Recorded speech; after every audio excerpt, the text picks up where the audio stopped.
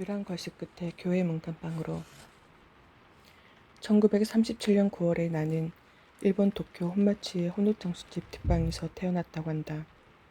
그런데 함께 동무했던 아이들과 학교에 들어가지 못해 얼마나 실망을 했는지 모른다. 그래서 늘 외톨이로 골목길에서 지내야 했다. 삭바느질을 하시던 어머니는 저녁 되면 오전짜리 동전을 주면서 심부름을 시켰다. 이때 나는 따뜻한 사람들을 많이 만났다. 키도 작고 손도 조그만 히데코 누나는 항상 말이 없고 외로워 보였다. 함께 극장에 가면 고구마 튀김을 수건에다 겹겹이 싸서 식지 않도록 품속에 넣어뒀다가 영화가 중간쯤 진행될 때 꺼내어 내 손을 더듬어 쥐어주던 그 따뜻한 촉감은 평생을 잊을 수 없다. 아무렇게나 흘러들어와 모여 사는 빈민가 사람들의 가족 구성도 정상적이지 않았다. 골목길 끄트머리 노리코네 아버지는 조선 사람, 어머니는 일본 여자, 노리코는 고아원에서 데려온 딸이었다. 건너편 집의 미치코는 주워다 키운 아이고, 동생 기미코는 조선 아버지와 일본 어머니 사이에 태어난 혼혈아였고, 우리 앞집 일본인 부부도 양딸을 데리고 살고 있었다. 한 길 건너 경순이는 관동지진 때 부모를 잃고 거기서 식모살이처럼 얹혀 살고 있었다. 경순이는 가끔 얻어맞아 퉁퉁 부어오른 얼굴로 우리 집으로 쫓겨왔다. 어머니는 어루만져 달래주고 밥을 먹이고 재워줬다. 경순이에 대한 추억은 이따금 아직도 가슴을 아프게 한다. 20살이 넘었을 것이라 했지만 경순이는 제 나이가 몇 살인지 몰랐다. 오테다마를 만들자면 보통 파다를 넣는데 경순이는 그럴 수 없어 우리 집 추녀 밑에 빗방울이 떨어지면서 만들어진 자잘한 돌멩이를 골라 만들곤 했다. 소설 몽실 언니는 혼마치에 살았던 히데코 누나이기도 하고 경순이 누나이기도 하고 그 외에 가엾은 아이들의 모습이다. 1946년 해방 이듬해 우리는 조선으로 돌아왔다. 그때 조선인 연맹에 가입했던 형님 두 분은 다음에 돌아오기로 했었으나 끝내 돌아오지 않았다. 울타리에 동백꽃이 피던 3월에 후지오카의 버스 정류장에서 나는 차에 오르지 않으려 애를 썼지만 끝내 때밀려 태워졌고 차는 떠나고 말았다. 만 8년 6개월 동안 어렵지만 정들어 자라온 땅을 떠난다는 것은 가슴이 쓰리고 서러운 일이었다. 1946년 4월은 보릿고개가 심했다. 거듭된 흑년으로 웬만한 집 모두가 쑥과 송피로 죽을 끓여 먹고 있었다. 그것도 하루 세 끼 먹는 집은 드물었다. 만주와 일본에 갔던 동포들의 생활은 말이 아니었다. 당장 거처할 집이 없는 우리 식구는 뿔뿔이 흩어졌다. 어머니와 동생과 나는 외가가 있는 청송으로 갔고 아버지와 누나는 안동으로 갔다. 함께 모인 것은 47년 12월이었다. 나는 국민학교를 4군데 다녔다. 도쿄의 혼마치에서 8개월, 군막행에서 8개월, 조선에 와서 청송에서 5개월, 그리고 나머지는 안동에서 졸업을 했다. 그것도 잇따라 다닌 것이 아니라 몇 달씩 몇 년씩 쉬었다가 다니는 바람에 1953년 3월에야 겨우 졸업을 했다. 아버지의 소장농사만으로는 월사금을 못 내어 어머니가 행성을 하셨다. 한 달에 6번씩 가시는데 장날 갔다가 다음 장날 돌아왔다. 그러니 자연히 밥 짓는 일은 내가 맡아야 했다. 아침밥을 지어 먹고 설거지하고 학교 가자면 바쁘게 달려가야 했다. 그때 10살 때부터 밥을 짓는 것을 배웠으니 훗날 혼자서 살아가는데 많은 도움이 되었다. 국민학교를 졸업하고 나서 처음 시작한 것이 나무 장수였고 다음이 고구마 장수, 담배 장수, 그리고 점원노릇. 겨력을 앓은 것은 19살 때부터였다. 처음엔 숨이 차고 몹시 피곤했지만 그런 대로 2해를 더 버티다가 결국 1957년 고향으로 돌아와 버렸다. 마을에는 객지에 갔다가 결핵으로 돌아온 아이들이 나 말고도 10여 명이나 되었다.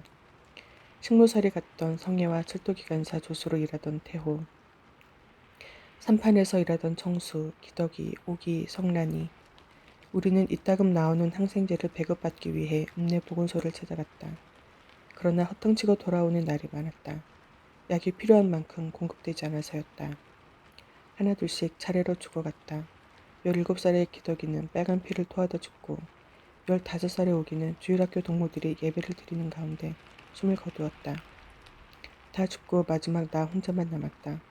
나는 늑막염과 폐결핵에서 신장결핵, 방광결핵으로 온몸이 망가져갔다. 병을 앓는 나도 고통스럽지만 식구들의 고통은 더 심했을 게다.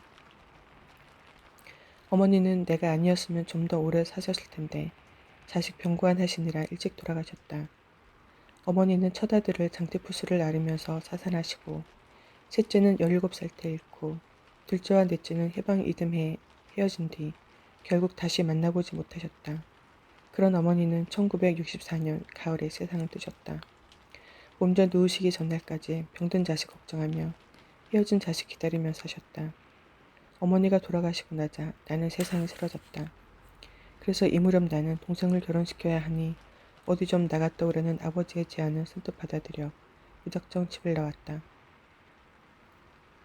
1965년 4월에 나갔다가 8월에 돌아왔다.